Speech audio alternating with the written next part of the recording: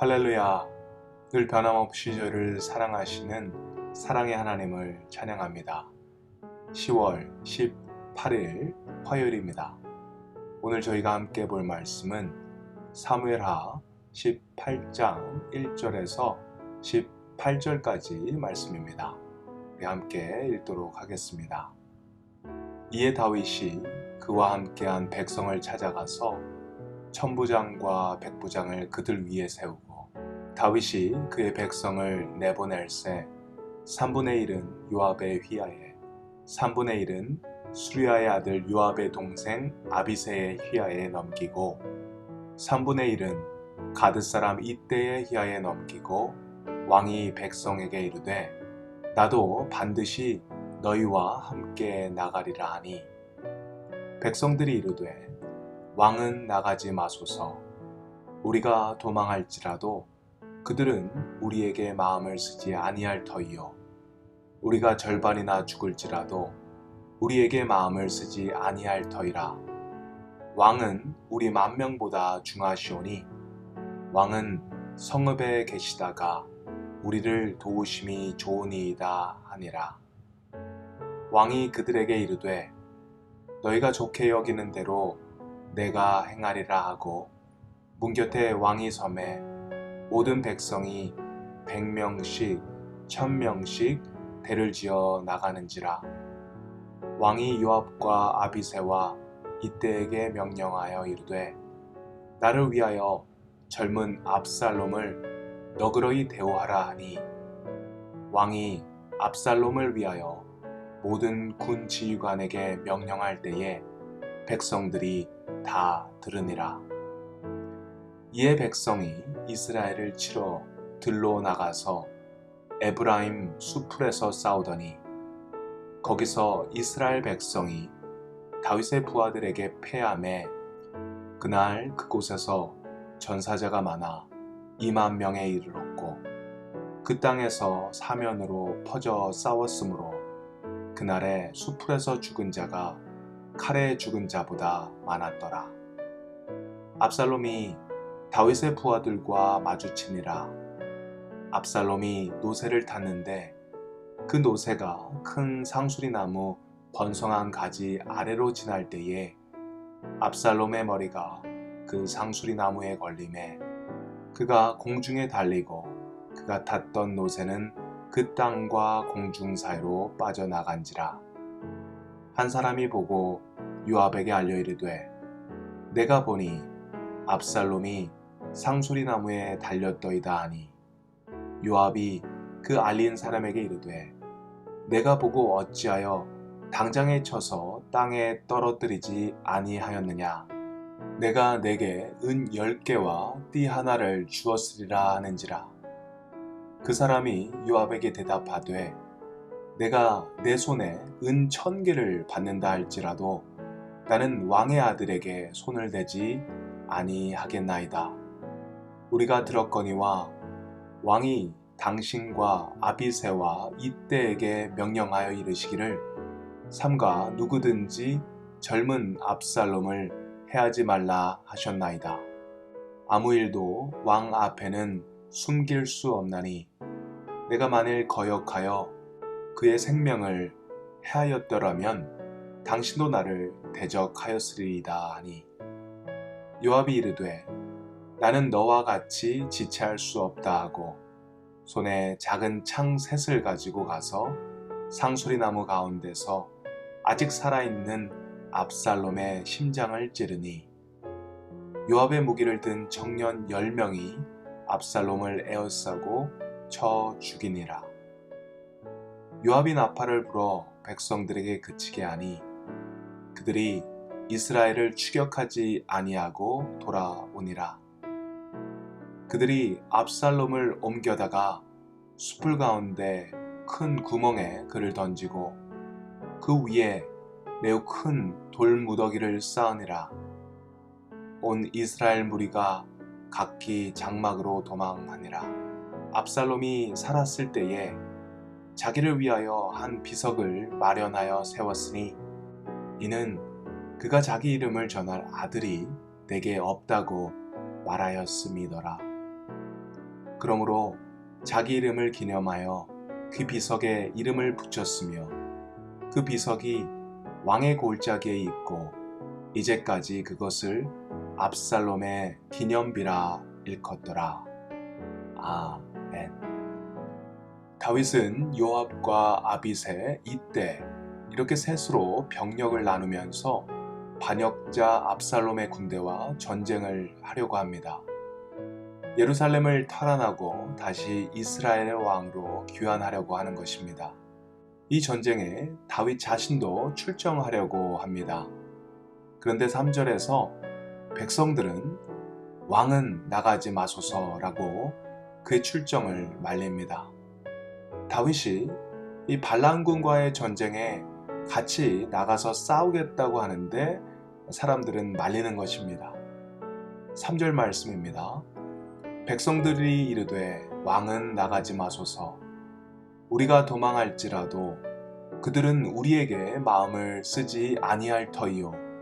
우리가 절반이나 죽을지라도 우리에게 마음을 쓰지 아니할 터이라. 왕은 우리 만명보다 중하시오니 왕은 성읍에 계시다가 우리를 도우심이 좋으니이다 하니라.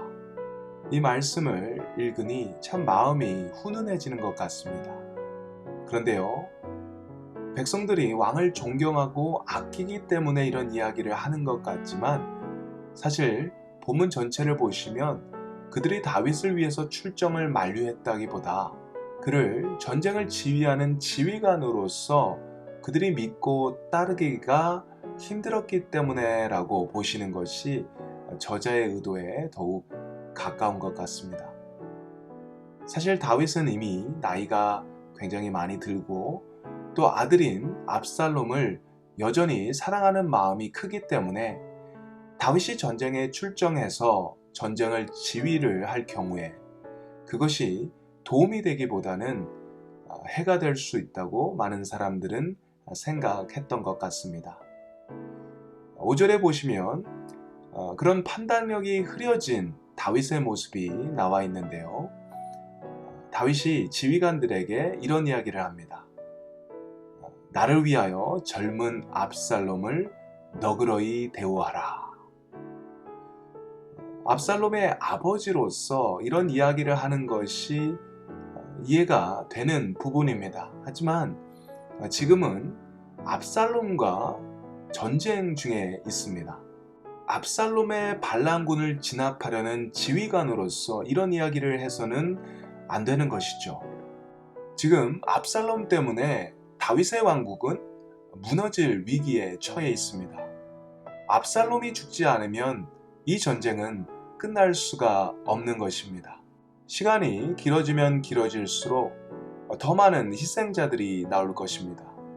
그리고 다윗을 따르는 이 백성들은 그들의 목숨을 걸고 이 전쟁에 임하고 있습니다.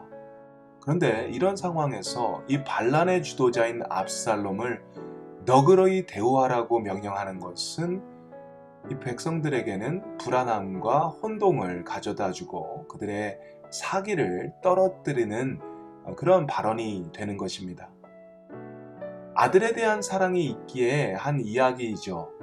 하지만 군사 지도자로서는 너무나 감정적이고 나약한 모습이라고 할 수 있습니다. 어쨌든 사람들이 만류했기 때문에 다윗은 이 전쟁에 참여하지 않습니다. 특별히 어떤 전략으로 또 어떻게 싸웠는지에 대한 정확한 기록은 없습니다. 결론은 압살롬의 군대가 다윗의 군대에게 패하게 됩니다. 다윗의 군대가 승리한 이유가 무엇일까요? 아마도 전쟁에 경험이 많은 베테랑들이 많았을 것이라는 그런 추측을 할 수 있겠지만 8절에 보시면 이 전쟁은 하나님께서 도우신 전쟁이다. 그래서 승리할 수 있었다라고 이야기할 수 있습니다. 8절 말씀 제가 읽도록 하겠습니다. 그날에 수풀에서 죽은 자가 칼에 죽은 자보다 많았더라. 영어 성경에 보니까 The forest swallowed up more men that day than the sword. 수풀이 swallowed, 삼켰다, 병사들을 삼켰다라는 표현을 씁니다. 수풀에서 어떠한 일들이 일어났는지 자세히 모르지만 아무래도 벼랑이라든지 늪 또는 야생동물에 의해서 그들이 죽었을 것이라는 추측을 할 수 있을 것 같습니다. 어쨌든 수풀에서 죽은 자가 칼에 죽은 자보다 많았더라는 표현을 보면 군대의 지휘관의 뛰어난 전략이라든지 아니면 신무기의 어떤 발명으로 인해서 승리를 했다기보다 초자연적인 현상, 즉 하나님께서 개입하셨기 때문에 승리를 했다고 해석하는 것이 더욱 정확할 것 같습니다. 사실 이 전쟁은요, 여러모로 다윗에게 불리했던 전쟁이었습니다. 다윗의 군대가 숫자적으로도 많이 적었을 것이고 다윗도 많이 늙고 또 감정적이고 나약한 모습도 보여주었습니다. 다윗의 군사들도 다윗의 명령을 이행하려는 사람도 있었지만 또 그렇지 않은 사람도 있는 그런 분열된 모습도 보여주었습니다. 여러 가지 불리한 조건을 가지고 이 전쟁을 했던 것입니다. 하지만 그럼에도 불구하고 결국 다윗의 군대는 승리하였습니다. 이것은 하나님께서 세우신 다윗을 하나님께서 끝까지 지켜주신다고 이야기할 수 있습니다. 우리 삶에도 하나님이 세우신 자들, 하나님께서 부르시고 콜링하신 사람들은 어떤 경우에도 힘든 일이 있고 또 넘어지는 일이 있다 하더라도 결국 마지막에는 하나님의 도우심으로 승리하실 것입니다. 우리가 이 사실을 믿고 어떤 상황 속에서도 끝까지 주님을 신뢰할 수 있기를 바랍니다. 마지막 한 말씀만 더 드리고 말씀을 마치도록 하겠습니다. 오늘 본문에서 제일 디테일하게 묘사가 된 부분은 바로 압살롬의 죽음입니다. 9절부터 15절까지 그리고 17절부터 18절까지 압살롬이 어떻게 죽었는지 그리고 그가 죽은 후에 어떻게 되었는지 아주 자세하게 이야기를 하고 있습니다. 그를 상징하는 멋진 긴 머리가 상수리 나무에 걸려서 대롱대롱 매달려 있다가 요압 장군이 이를 보고 지체하지 않고 새 창을 가지고 그의 심장을 찌릅니다. 그리고 요압의 무기를 든 청년 10명이 압살롬을 에워싸고 쳐 죽였다고 합니다. 또 17절에 보시면 압살롬의 시체를 옮겨다가 숲을 가운데 큰 구멍에 그를 던지고 그 위에 큰 돌 무더기를 쌓았다고 합니다. 참 압살롬의 마지막은 비참합니다. 신명기 21장을 보시면 나무에 달린 자는 하나님께 저주를 받았음이니라 라고 하셨는데 압살롬은 나무에 매달려서 죽음을 맞이합니다. 하나님의 저주를 받은 사람이라는 그런 표현 같습니다. 그리고 죽어서도 그 시체 위에 돌 무더기가 쌓여지는데요. 여호수아 7장에 나오는 아간의 죽음과도 같습니다. 아간이 죽어서 그 시체 위에 큰 돌 무더기가 쌓여졌다고 하는데요. 아간은 반역자였습니다. 명령을 어긴 자였죠. 그와 같이 압살롬도 하나님의 명령을 어긴 자였고요. 반역자였습니다. 돌무더기는 반역한 사람, 명령을 어긴 사람들에 대한 하나님의 저주, 하나님의 심판이었습니다. 압살롬은 머리에서 발끝까지 흠잡을 데 없이 잘생긴 외모를 가진 사람이었습니다. 지혜도 있었고요. 사람들의 마음을 훔칠 정도로 매력이 있었던 사람이었습니다. 하지만 그의 인생의 마지막은 끔찍하게 비참했습니다. 그가 잘못한 것은 하나님이 세우신 왕의 권위에 대항했던 것입니다. 그리고 자기의 힘과 지혜, 계략을 가지고 스스로 왕이 되려고 했던 것입니다. 그것이 하나님이 보실 때 죄였습니다. 교만이었습니다. 그가 아무리 잘생기고 똑똑하고 또 리더십이 있다고 하더라도 그가 교만한 자리에 설 때 결국에는 패할 수밖에 없었습니다. 잠언 16장 18절은 교만은 패망의 선봉이요 거만한 마음은 넘어짐의 앞잡이니라 라고 했습니다. 압살롬은 교만했기 때문에 패망했고 거만했기 때문에 넘어진 것입니다. 오늘 압살롬의 최후를 우리가 기억하길 바랍니다. 그래서 다시 한번 주님 앞에 마음을 낮추는 겸손함이 우리에게 회복되길 바랍니다.